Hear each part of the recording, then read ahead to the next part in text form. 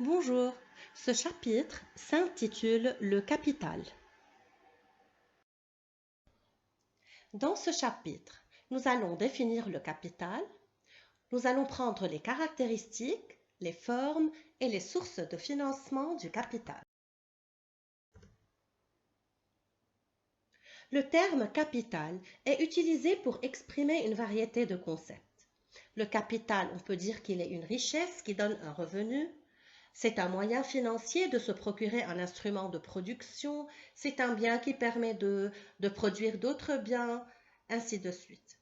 Pour faciliter la compréhension du capital, nous allons définir le capital comme un ensemble des biens indirects utilisés dans le processus de production. La définition qu'on vient de voir nous permet de dégager les principales caractéristiques du capital. Premièrement, commençons par le capital qui est formé de ressources variées et hétérogènes, en ce sens qu'il peut prendre diverses formes. Le bâtiment, la machine, les moyens de transport, la monnaie, les actions, les obligations, ainsi de suite. Le capital est formé de ressources reproductibles, donc fabriquées par l'homme, contrairement à la terre, le sol, l'eau, etc., qui sont un don de la nature. Le capital est caractérisé par sa durabilité. Ça veut dire les biens capitaux se distinguent par une certaine durabilité. Ça veut dire ils doivent servir à plusieurs reprises et pour une période plus ou moins longue. Le capital génère un revenu. Lorsqu'on utilise un capital, il peut nous procurer un revenu, il accroît la production des biens et des services et aussi il peut améliorer la qualité de ces biens et de ces services. Le capital est l'ensemble de biens indirects qui accroissent la productivité de l'homme avec moins d'efforts et de temps, ce qui rend la production plus rentable. Cela veut dire que le capital est l'ensemble de biens qui sont utilisés dans le cycle de production pour produire d'autres biens. Ça veut dire l'individu crée des biens intermédiaires, par exemple entre la nature et lui, pour obtenir une satisfaction plus grande de ses besoins. Je vais expliquer par un exemple. Un paysan qui habite une cabane éloignée d'une source d'eau. S'il désire boire, il peut premièrement se rendre à la source et puiser de l'eau à la main. Deuxièmement, il peut prendre du temps, fabriquer un seau en creusant le tronc d'un arbre et constituer alors une provision d'eau chez lui. De cette façon, il diminuera le nombre de ses voyages à la source et il pourra satisfaire plus rapidement et plus régulièrement ses besoins. Troisièmement, ce paysan peut dépenser un peu plus de temps, creuser plusieurs arbres pour les relier et en faire une canalisation qui conduira l'eau jusqu'à la porte de sa cabane. Bien sûr, les biens intermédiaires dans ce troisième moyen sont le seau et la canalisation. Ces biens intermédiaires sont créés en dépensant de temps, en dépensant de l'énergie, de matières premières, en vue de satisfaire les besoins. Cette méthode indirecte, on l'appelle des tours de production. Cette méthode est rentable puisque la satisfaction des besoins est plus grande tout en demandant moins d'efforts à l'agent au sujet économique.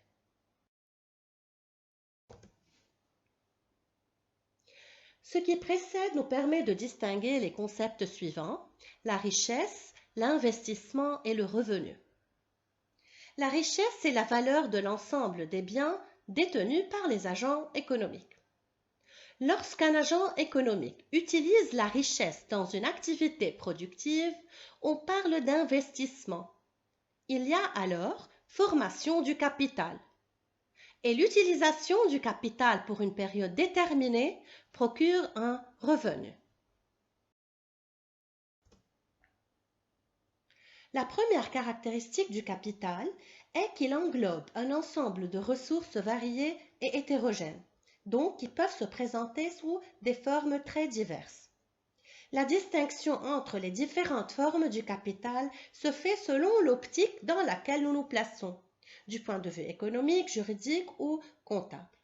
Dans ce chapitre, nous allons étudier le capital du point de vue économique et du point de vue juridique. Le capital du point de vue économique est formé du capital technique, vu qu'on va l'étudier du point de vue production. Donc, lorsqu'on se place dans l'optique de la production, on va traiter le capital technique. Le capital technique est formé d'un capital fixe et d'un capital circulant. Le capital fixe intervient dans plusieurs cycles de production.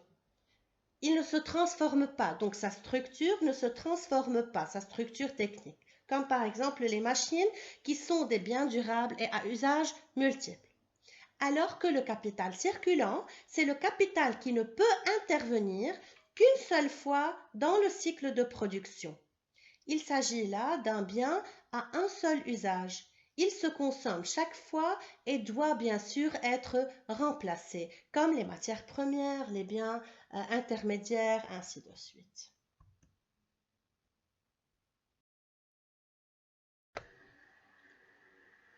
Deuxièmement, le capital du point de vue juridique. Le capital juridique est formé de l'ensemble de droits qui procurent à leurs titulaires des revenus sans travail actuel. Commençons par le droit de propriété. Le droit de propriété, c'est un droit détenu par une personne d'user, de profiter, de disposer d'un bien dans les conditions fixées par la loi. Cela veut dire que si par exemple je possède un appartement, j'ai le droit de le louer et de profiter du revenu qu'il me procure dans les conditions fixées par la loi. Le droit de créance. Le droit de créance relie juridiquement un débiteur, donc une personne qui a une dette financière, à un créancier, c'est la personne ou l'institution à laquelle le débiteur doit ses créances. Cette relation est juridique et dans cette relation, le débiteur est tenu envers le créancier d'une obligation de faire ou de ne pas faire quelque chose. Une obligation, c'est un document qui est émis pour emprunter de l'argent auprès des institutions, par exemple. Ce document certifie que le créancier a prêté à l'entreprise telle somme à tel taux d'intérêt et pour telle échéance. Les obligations sont d'habitude émises à moyen et à long terme. Les créances permettent aux créanciers d'obtenir des intérêts.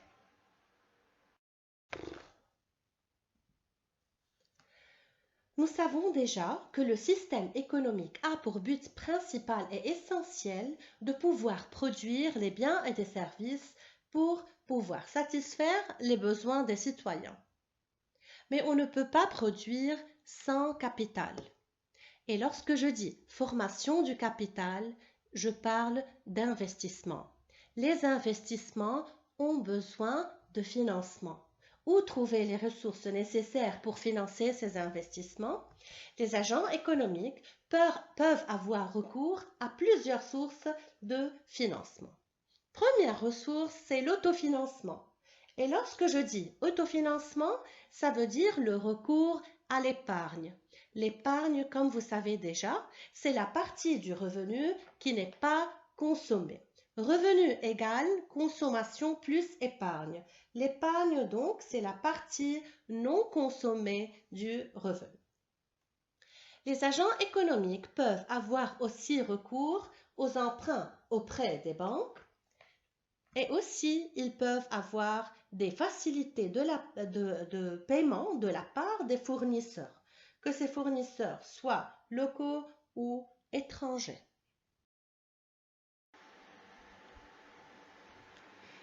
Résumons ce qu'on vient de dire.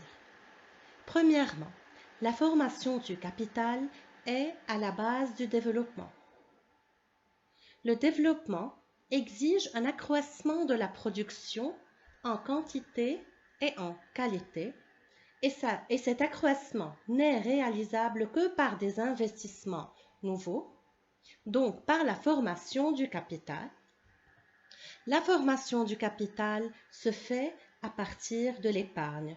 Cela veut dire que la décision d'épargner doit être suivie par la décision d'investir.